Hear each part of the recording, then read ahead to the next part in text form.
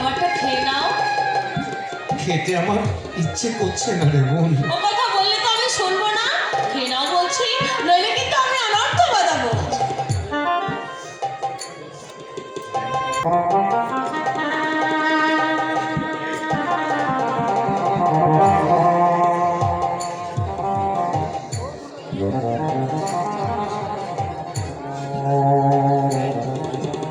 তাহলে সুধা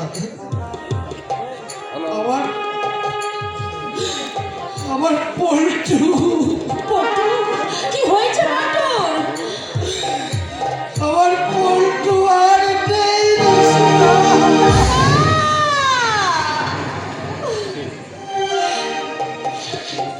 আর 4 দিন হলো আমার বাপি পল্টু আমাকে ছেড়ে জন্মের মতো চলে গেছে। তুমি কি বলছো দাদা? পটু পটু নেই। 4 দিন হয়ে গেল, আর আজ এসে তুমি আমায় এই কথা জানাচ্ছ? সত্যি আমি তোমার কেউ নই দাদা। আমি যদি তোমার আপন বোন হতাম, পারতে পারতে আমার কাছ থেকে এমনি ভাবে লুকাতে। আচ্ছা সুধা, জীবন মৃত্যু নাকি বিধাতার ইঙ্গিতে হয়, কিন্তু কিন্তু বলবার পরও আমি আমার পল্টুর মুখটা একটিবার দেখতে পেলাম না। কেন?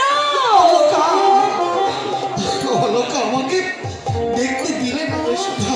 দাদা, অলকা বললে আমি আমি নাকি পল্টুকে মেরে ফেলেছি। পল্টুর উপর আমার নাকি কোনো দাবি নেই। দাদা, আমি নাকি ওর বাবা নই। আমি আমি একটা রাস্তার কুকুর। দাদা, আমি ওদের কেমন করে বোঝাবো রে সুধা? আমার এই বুকটার মধ্যে চলছে রাবণের চিতা। কেঁদো না দাদা, কেঁদো না।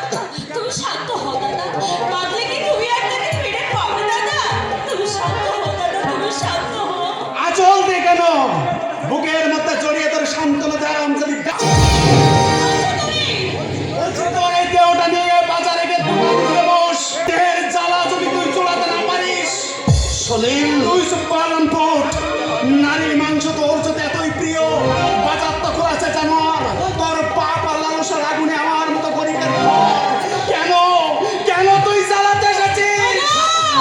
ওগো, তুমি চুপ করো। ছি ছি, কাকে কি বলছো তুমি? বলছে এই ভদ্রবেশী কুকুরটাকে, বলছে এই জানোয়ারটাকে। শোনো ভাই, শোন। বেরিয়েছে বলছি, না গেলে কিন্তু আমি তোকে চুপা পেটা করবো। চৌপান যদি তোর পাপ মুখে তুই ভগবানের নাম উচ্চারণ করিস নে, এই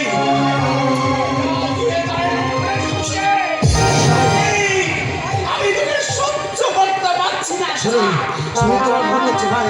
আমার কথা মুখের কথা এরকম শোনা হবে না।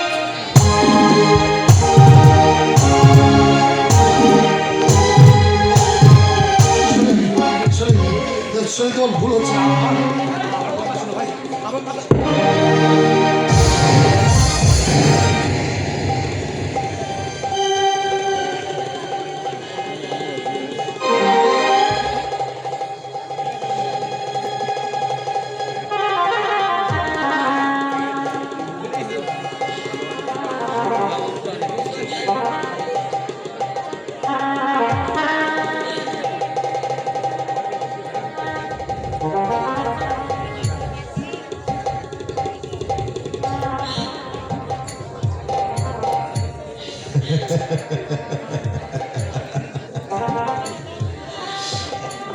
মারো মারো আরো মারো, মারতে মারতে দেহের সমস্ত রক্ত বের করে দাও। কি হলো, দাঁড়িয়ে আছো কেন? মারো মারো আমাকে, মারো, মেরে আমার সব রক্ত বের করে দাও। সব রক্ত এমপি ফেলে দিচ্ছি, মারো। দাদা, দাদা,